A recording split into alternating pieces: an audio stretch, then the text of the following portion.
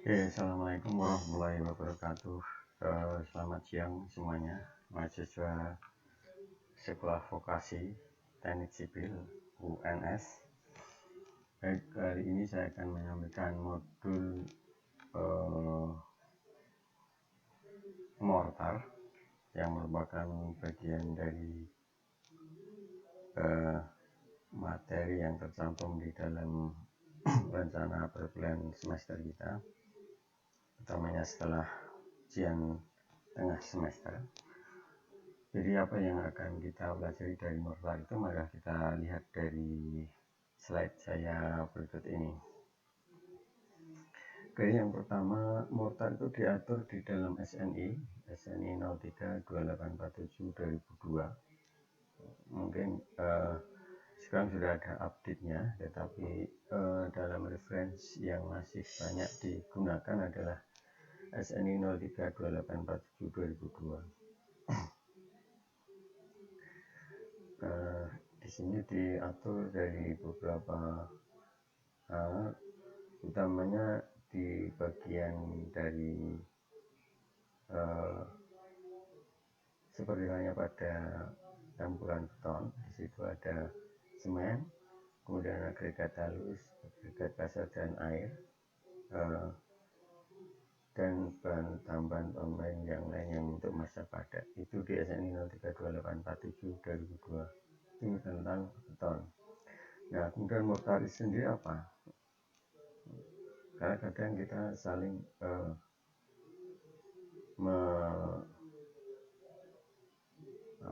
menginterpretasikan antara campuran beton dengan mortar.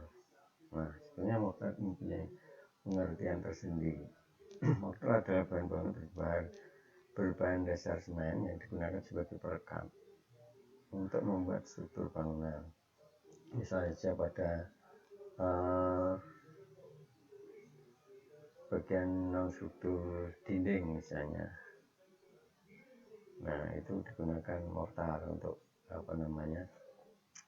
sebagai pengikat antara batu bata merah biasanya yang digunakan untuk menyusun dari sebuah struktur dinding, misalnya seperti itu, atau bagian-bagian yang lain yang membutuhkan ikatan dari mortar ini, atau untuk finishing dari sebuah sebuah dinding misalnya juga menggunakan spesi, atau bisa juga menjadi semacam leveling pada permukaan sebelum finishing akhir atau sebelum pekerjaan finishing. Misalnya dengan lapisan yang lebih rapi, pasta semen misalnya seperti itu. Nah, sebenarnya di leveling dengan spesi ini. Nah, itulah kenapa kemudian mortar ini seperti hanya bagian dari beton, sehingga pasta semen dengan pasir itu sendiri adalah mortarnya di dalam beton, yang kadang kemudian pengertiannya menjadi tercampur di situ. Padahal mortar sendiri itu adalah mempunyai karakteristik sendiri, mempunyai penggunaan juga di tempat-tempat yang tersendiri pula. Oke, kemudian berangkat dari situ kita kemudian mengenal jenis-jenis mortar, karena dalam aplikasinya ternyata ada beberapa jenis mortar. Mortar yang pertama adalah mortar semen Portland. Dikatakan demikian karena bahan utamanya sebagai bahan perekat adalah semen Portland di situ. Nah, di situ campuran yang di dalam mortar jenis mortar semen Portland ini adalah semen, pasir, dan air. Perbandingan volume semen dan pasir berkisar antara 1:2 sampai dengan 1:6, tergantung kekuatan yang ingin dicapai dari mortar, dan itu nanti diatur di SNI. Nah, di sini penggunaannya mortar Semen sering digunakan untuk tembok, pilar, kolom, atau bagian yang lain menahan beban.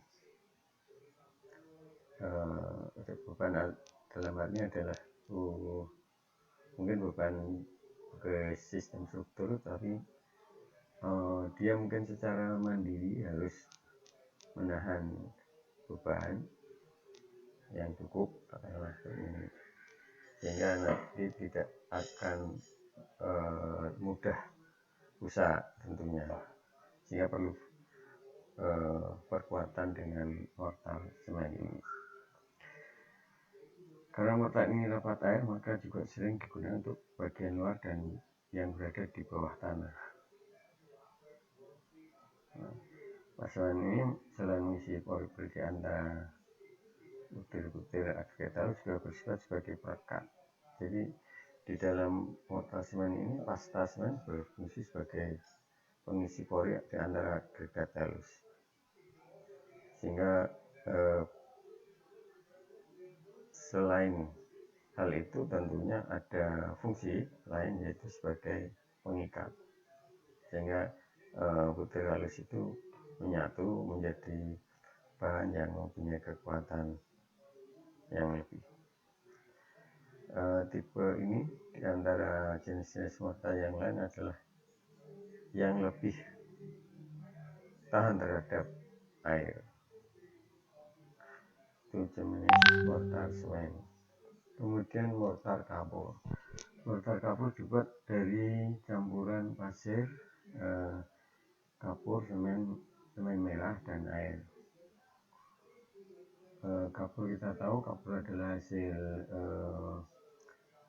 pembakaran dari kalsium silikat ataupun kapur aktif di alam.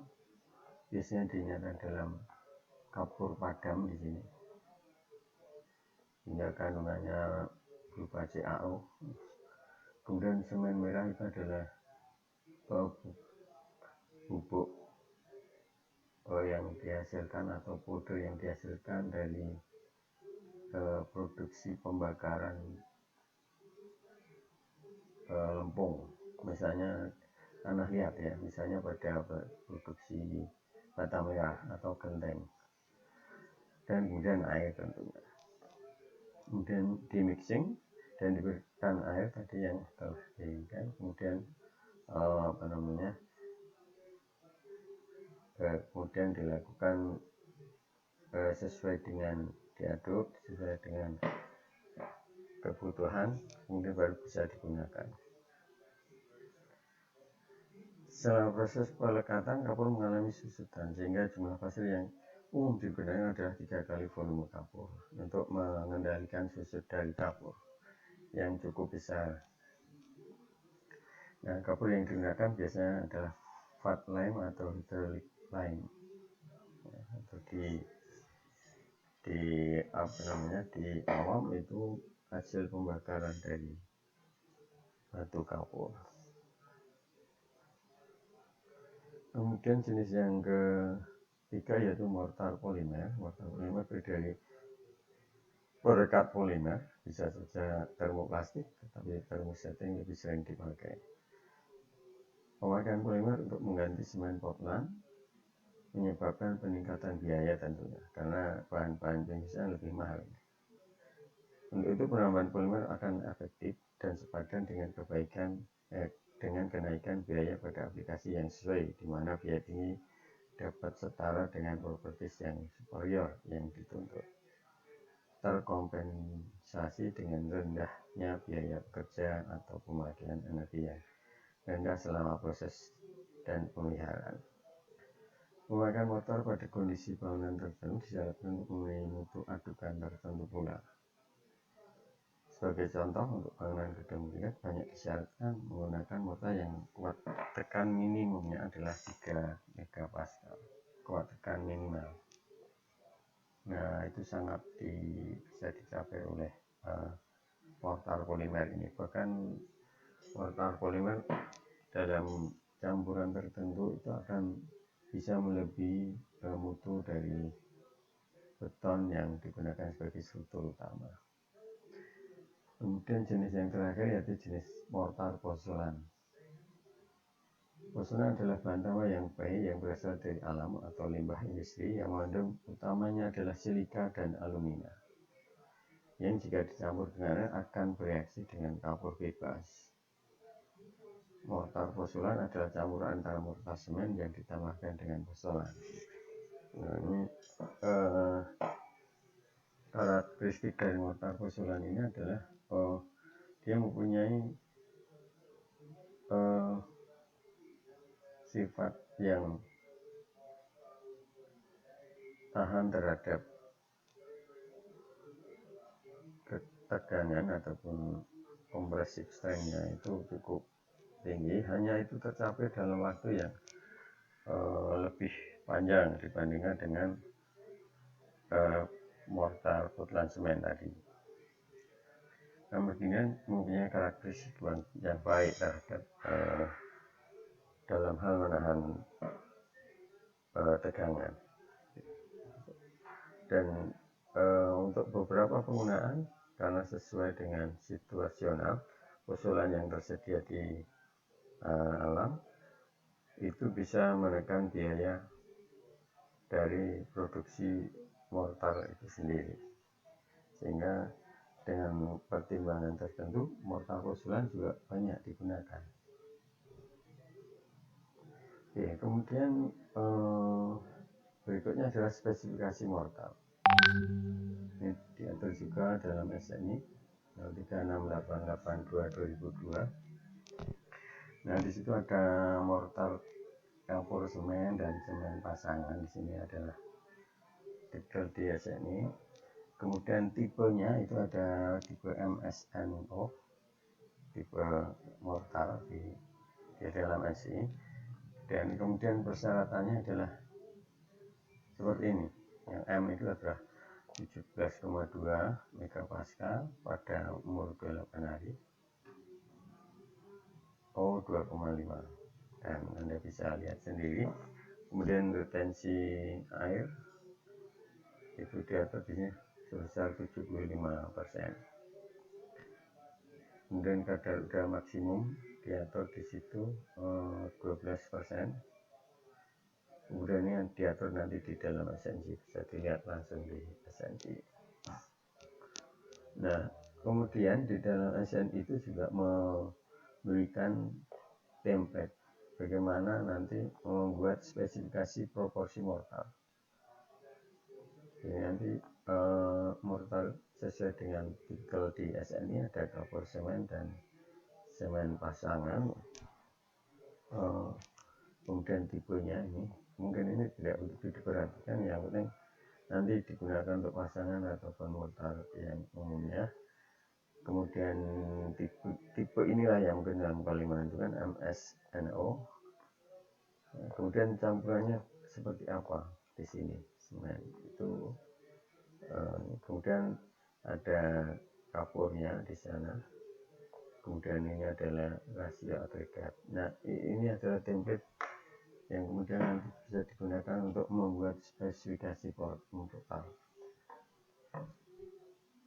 Agar nanti sebagai pelaksana untuk membuat campuran itu berdasarkan dengan ini lebih jelasnya, karena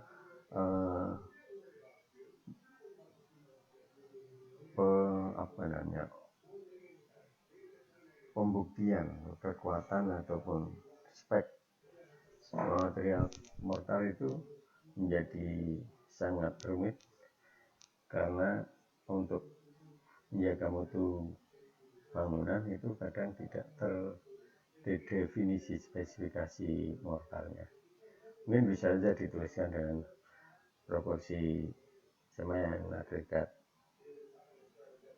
halus dan airnya, tapi itu tidak menjelaskan secara spesifik itu kemudian masuk di kriteria yang mana dan mutunya berapa. Sama-sama mungkin satu semen ditambahkan pada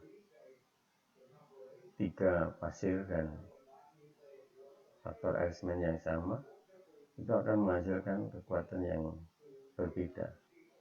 karena di sana ada faktor bagaimana mixingnya, bagaimana gradasi dari pasirnya itu sangat menentukan, sehingga speknya itu diatur dalam SNI seperti ini. Kemudian selain spek berupa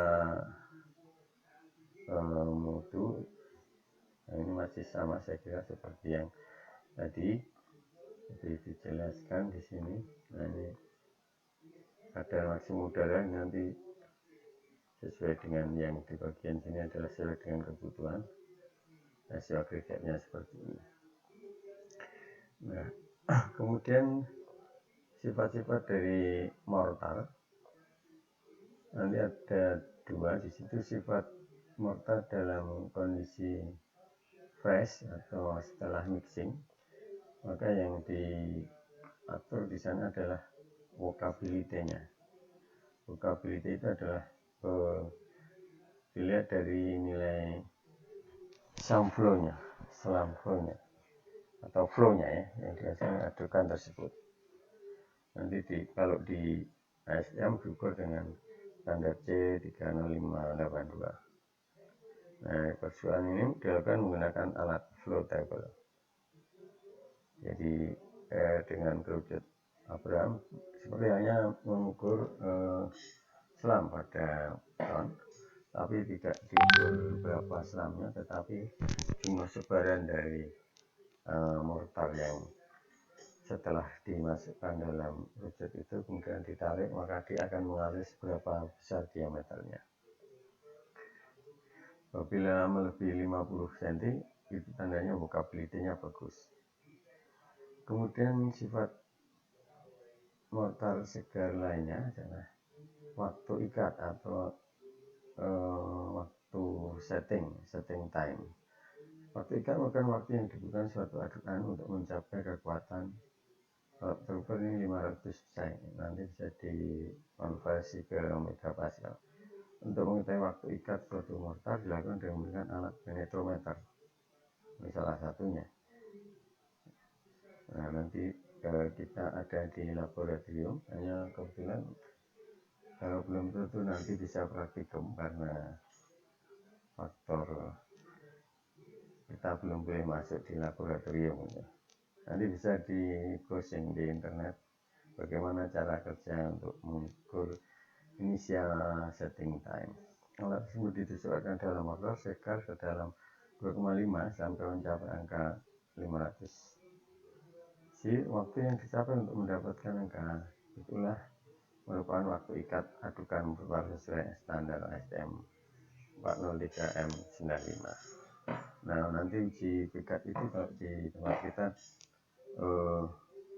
mungkin tidak sepenuhnya seperti menggunakan penetrometer yang bisa mengukur settingnya, tetapi menggunakan alat uji ikat. Nanti ada modulnya di materi berikutnya. Oke, kemudian sifat yang kedua adalah sifat mortar keras atau setelah mencapai umur 28 hari. Nah, dari sifat fresh tadi ke sifat keras ini itu ada waktu selama 28 hari, itu sebaiknya ada perawatan atau curing seperti hanya pada beton. Nah, curing itu juga akan menentukan sampai di sini sifat-sifat mortar setelah mengeras. Di sini berdasarkan SNI tahun 2002 dijelaskan bahwa kekuatan tekan mortar adalah gaya maksimum persatuan luas yang bekerja pada benda uji mortar berbentuk kubus dengan ukuran tertentu dan umur tertentu. Kuat tekan mortar diwakili oleh kuat tekan maksimum dengan satuan megapascal. Nah, bentuknya seperti ini ilustrasinya.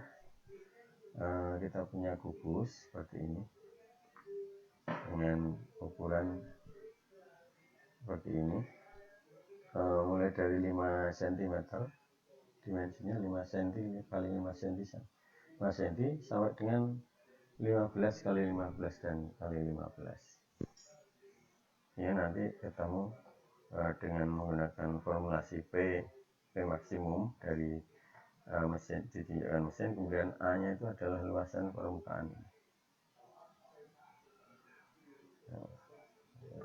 B kuadrat A nya. Oke, nanti diukur dengan beberapa jumlah sampel dan nanti disimpulkan bagaimana kuat tekan dari mortar tersebut. Kemudian sifat yang kedua adalah kuat lentur. Kadang-kadang kita memerlukan data tegangan izin lentur mortar karena untuk keperluan tertentu. Nah, itu rumusnya adalah demikian. Jadi pengujiannya adalah kita membuat balok seperti ini. Biasanya ukuran 10 kali 15 di sini.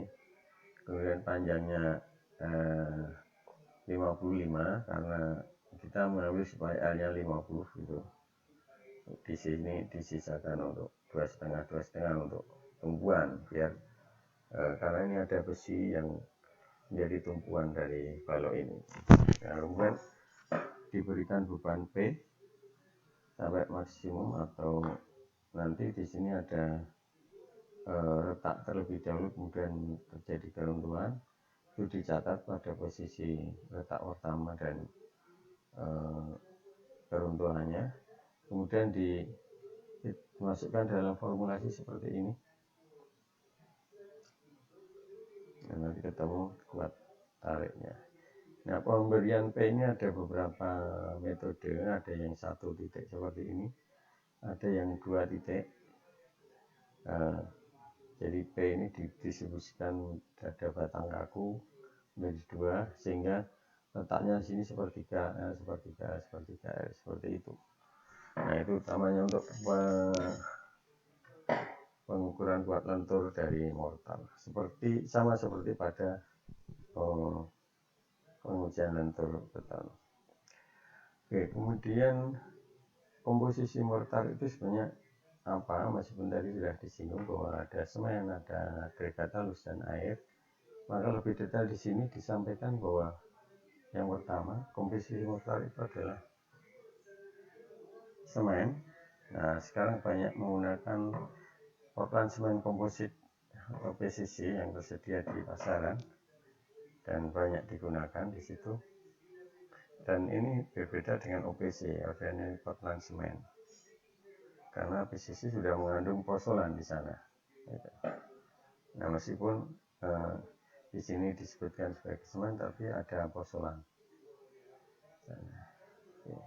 Nah, di dalam PCC tadi atau di Ordinary Portland Cement atau Portland Cement biasa itu utamanya mengandung 4 unsur yang nanti berfungsi untuk masing-masing untuk kontribusi terhadap pembentukan mortar itu sendiri. Yang pertama adalah C3S atau kalsium oksid silika oksida. C3S sifatnya hampir sama dengan sifat semen, yaitu jika ditambah air akan menjadi kaku dan dalam beberapa jam saja pasti akan mengeras. Biasanya merupakan 70-80% dari semen C3S ini. Menunjukkan kekuatan semen dan menimbulkan panas hidrasi kurang lebih 58 kalori per gram setelah 3 hari. Jadi akan mengeluarkan panas. Kemudian yang kedua di kalsium silikat C2S atau 2CaO SiO2. Pada saat penambahan air setelah reaksi yang menyebabkan pasta mengeras dan menimbulkan panas 12 kalori per gram setelah 3 hari, pasta akan mengeras. Perkembangannya kekuatannya stabil dan lambat pada beberapa minggu kemudian mencapai kekuatan tekan akhir hampir sama dengan C3S. Jadi reaksi yang kedua yang menggunakan C2S ini akan terjadi proses seperti ini. Fase panas yang dihasilkan lebih rendah, waktunya hampir samaan seperti halnya C3S, kemudian akan mengeras dengan perkembangan stabil dan cenderung melambat pada beberapa minggu setelah mixing. Kemudian yang ketiga unsurnya adalah trikalsium aluminat C3A atau 3CaOAl2O3. Unsurnya apabila bereaksi dengan air akan menimbulkan panas daya yang tinggi mencapai 212 kalori per gram. Ini 4 kalinya C3S tadi ya. Perkembangan kekuatan terjadi 1-2 hari tetapi sangat rendah. Namun karena ini dimanfaatkan untuk mengikat dari OH jadi CaOH, jadi oleh tetap gunakan sebagai. Kemudian yang keempat adalah unsur tetra kalsium aluminium fluoride C4AF atau Al2O3 Fe2O3. Unsur ini saat bereaksi dengan air langsung sangat cepat dan pasta terbentuk dalam beberapa menit. Menimbulkan panas hidrasi 68 kalori per gram, cukup tinggi juga, lebih tinggi dari C3S. Warna abu-abu pada semen disebabkan oleh unsur ini. Ini yang memberikan warna ternyata. Oke, kemudian komposisi atau bahan yang kedua adalah agregat halus. Jadi setelah semen, agregat halus. Agregat halus yang digunakan di sini menggunakan pasir pada umumnya. Kemudian produk dari batu pecah bisa juga, asal memenuhi nanti kriterianya. Kemudian kerak tungku besi juga bisa digunakan dengan persyaratan bahwa ukuran butirannya adalah lebih kecil dari 1,2 mm.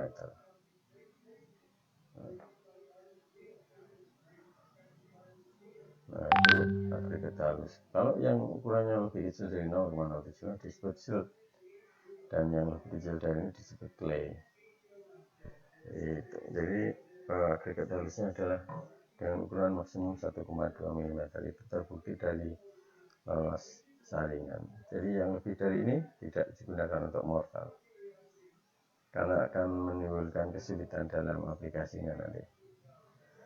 Oke, kemudian syarat-syarat agregat yang digunakan untuk adukan mortar menurut PPI 71 adalah pertama, tidak mengandung zat organik. Kemudian kadar lumpurnya maksimum 5%. Nanti ini bisa diukur dengan di laboratorium sampelnya. Kemudian memiliki nilai modulus kehalusan antara 2,0 sampai dengan 3,0. Ini dari gradasi agregatnya nanti bisa terukur di situ. Dan gradasi agregat harus sesuai dengan tabel 2/3 berikut ini. Tabelnya adalah ini, agregat halus. Ada 2 tipe ini tipe pasir alam, itu range-nya adalah ini.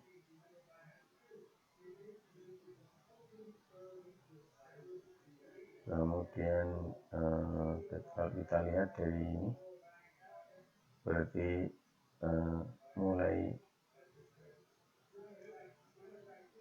yang lolos itu berarti 1,18 di saringan ini, berarti yang maksimum ya 1,1 saja yang bisa kalau saya lihat dari sini. Tapi di pasir olahan itu masih dimungkinkan ada 5% di sini yang tertahan di 2,36 mili. Ada sedikit kasar di pasir olahan. Jadi gradasinya adalah ini untuk agregat halus, dan nanti disesuaikan modulus kehalusannya sesuai hasil grafik atau analisa saringan. Oke, kemudian bahan berikutnya adalah air. Air dalam adukan diperlukan pada pembuatan mortar untuk memicu proses kimiawi semen untuk reaksi hidrasi sama halnya dalam beton, membasahi agregat dan memberikan kemudahan dalam pengerjaan untuk workability ini tentunya. Air sangat berperan penting terhadap reaksinya pada semen dan kinerjanya pada adukan. Proses hidrasi yang terjadi pada semen adalah setelah bereaksi dengan air berperan penting untuk pematangan suatu adukan mortar dan berpengaruh terhadap kekuatan mortar tersebut. Jadi itu adalah bagaimana air berperan di dalam mortar. Kemudian di SNI tahun 89 ini mungkin sudah diupdate di 2002 itu menerangkan bahwa persyaratan air sebagai bahan pangan sesuai dengan penggunaannya harus memenuhi syarat sebagai berikut, berupa air harus bersih, tidak mengandung lumpur, minyak atau bahan terapung lainnya. Secara visual, tidak mengandung benda-benda bersuspensi 2 gram per liter, tidak mengandung garam-garam yang larut dalam bisa merusak beton atau merusak nanti yang berkaitan dengan mortar itu. Bila dibandingkan kekuatan tekanan adukan dan beton yang menggunakan air seling, maka penurunan kekuatan adukan dan beton yang memakai air yang diperiksa tidak lebih dari 10%. Jadi apabila dibuat sampel dengan air suling, maka air yang digunakan ini harus tidak memberikan efek penurunan lebih dari 10%.